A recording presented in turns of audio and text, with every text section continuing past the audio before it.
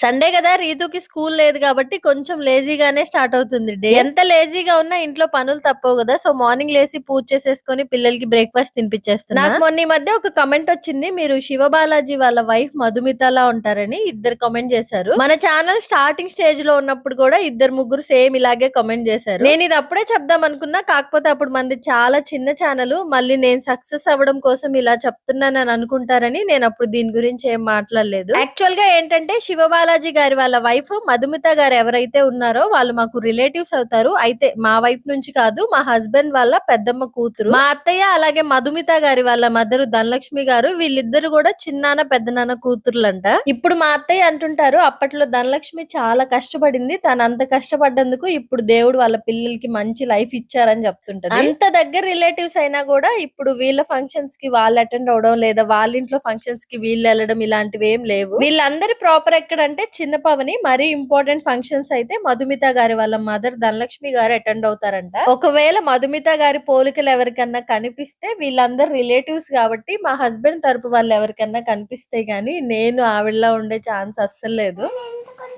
ఇంటికాడ ఉన్నావా నాన్న? నేను రేపు వస్తాను. అన్నం తిన్నావా? అమ్మను కొట్టావా? అక్కని కొట్టావా?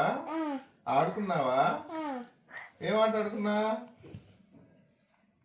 హలో, అన్నం బొమ్మలు ఆడుకున్నావా? అన్నం తిన్నావా? మరి స్కూల్కి వెళ్తావా? స్కూల్కి వెళ్తావా? సరే పడుకో, రేపు నేను వస్తా. Bye, good night.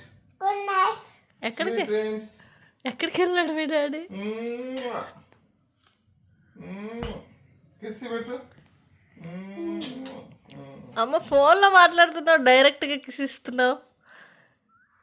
ఎక్కడికి వెళ్ళాడు మీ డాడీ? షాపింగ్కి వెళ్ళాడా?